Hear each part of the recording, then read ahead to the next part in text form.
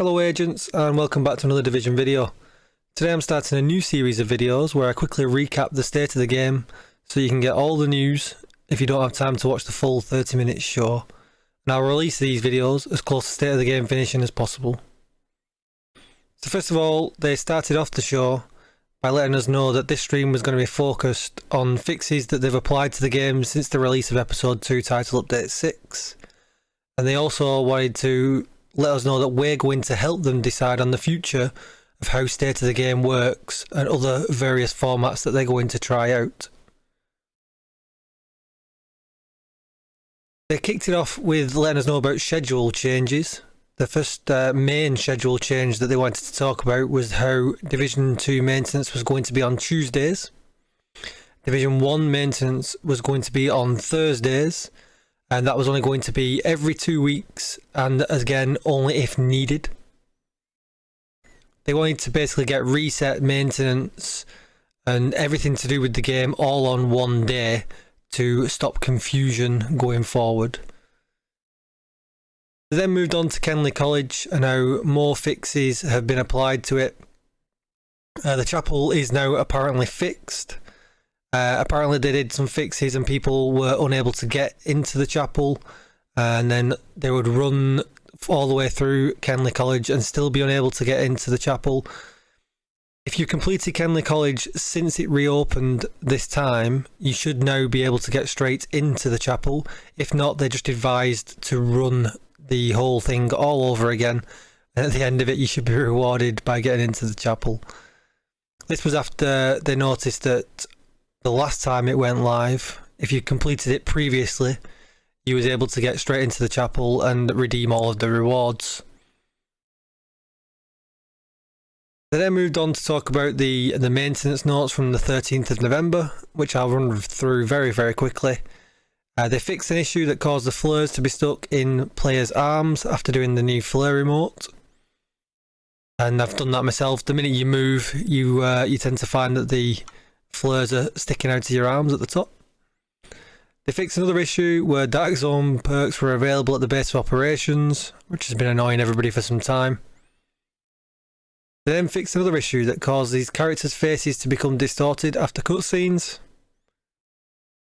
Fixed an issue where the social menu did not function when accessed in a down state in a pre-made group. They fixed an issue where you were unable to share gear mods. Thank God, we've all been waiting for that one. They fixed an issue where players who purchased the Year 1 pass were unable to activate the Technician specialisation on any world tier. They fixed an issue where the donation tabs from any projects that require items did not show the correct equipment. And they fixed an issue that would cause crashes when engaging enemy NPCs in co-op on challenging difficulty at the Lincoln Memorial.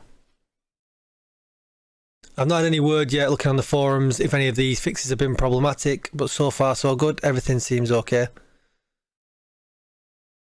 Moving on to the next part of the state of the game, and probably the biggest part of the state of the game. Today they talked about the changes coming to Negotiator's Dilemma. Obviously there's a lot of people been upset with how the grenade goes off and pretty much insta-kills anybody when you're fighting somebody with this gear set on in PvP.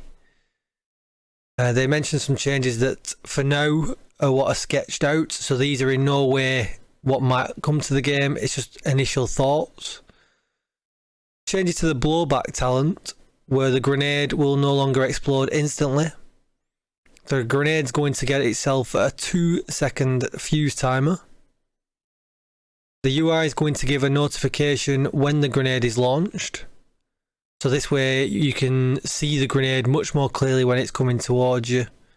And you will have time to react to that as well, because not only are you going to see it much more clearly, you're going to have the 2-second fuse timer until it explodes. They asked for our feedback on this and said let them know in the forums and on Reddit and all the usual social media outlets. My initial thoughts on this is that it's going to make Negotiator's Dilemma pretty useless. Nobody's going to use it. I think it's not the right way of going about it. The reason this gear set is so problematic, to me anyway, is there isn't an easy way of dealing with it apart from getting hold of mods that aren't necessarily easy to stack and easy to kind of collect. If they provided some kind of easier way or a stat, a new attribute on gear that would help us with the explosive damage, I guess it would be much easier for us to deal with this and provide ourselves with a countermeasure. But again, it looks like they're going down the nerfing route rather than giving away a fighting it. So we'll see what happens. I'm certainly going to share them thoughts myself. It's a fun gear set. It's a shame that it's going to get hit with such a big nerf. I'll drop my video below of me of my build video where I built this and took it into the conflict. It's very cheesy and it's easy to kill yourself, but again, I think it just needs a good way of being able to be combated rather than nerfed and that kind of fun taken away. They moved on then after that to talk about special ammo in the ODZ.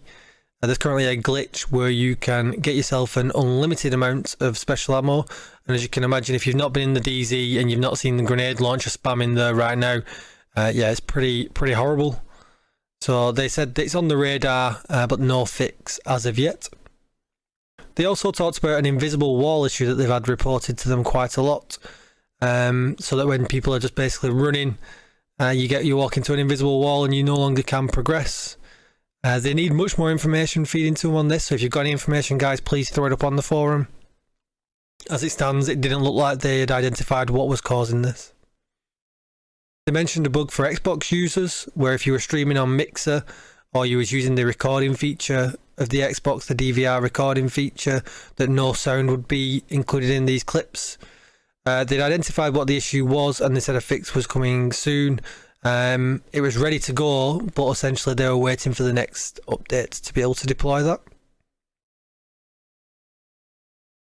They then moved on to talk about the free vanity items that you can get in the open world when playing, and that some players had essentially stopped getting these items. They couldn't really pinpoint what had been causing it, whether it was a certain item that you got last or you hit a certain number of items.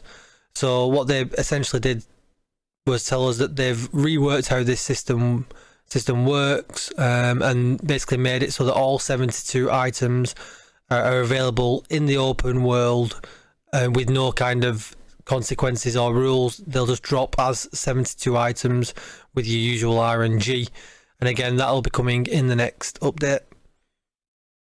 They then moved on to talk about the 4-minute speedrun time that's on the PC leaderboards right now.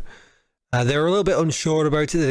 They made it very, very clear that they didn't want to call anybody a cheater, or if any exploits have been used. They have said that they've received information that there was a disconnect during this raid run, and therefore the time hasn't been counted correctly. So they were looking into it. They were going to certainly make sure they got all the information before they did anything. If cheating has happened, they said they will impose a punishment to these players, but they didn't say what that was going to be. But yes, they did say that they were looking into this and they will update as soon as. So yep, guys, be careful. If you know what the cheese is or you're aware of the cheese, I would stay away from it, because essentially they are looking into it, and you know, posting a 4-minute raid time, if non-legitimate, just ruins everybody's fun. Next, they moved on to talk about the future of State of the Game and how they wanted to perhaps provide different information sources to us. For instance, they showed a small clip of a video of a behind-the-scenes interview with Trick, one of the developers for the games. They said, you know, essentially they didn't really want this kind of content in State of the Game. State of the Game was more to be used for updates on, you know, what's going on in the game right now, issues, faults and updates, and that kind of content could do with being separate. They wanted to know what our thoughts were. They also wanted to know if we thought having a State of the Game every week was useful or not, and how they could perhaps provide that information separately. Perhaps they could do a blog about the state of the game, or if there wasn't any big news that week, rather than do a live stream like they do on Twitch. So they said they're going to discuss this with the community. They're looking for feedback, so do please head over to the forums and give them some feedback on that, guys. Let them know what you think. They then moved on just to very quickly note that all the known issues are currently up on the forums on the usual link, and that if you had anything else, please report it. And that was it. They did the usual Division 2 photos at the end for everyone to have a look at, and they ended the stream there.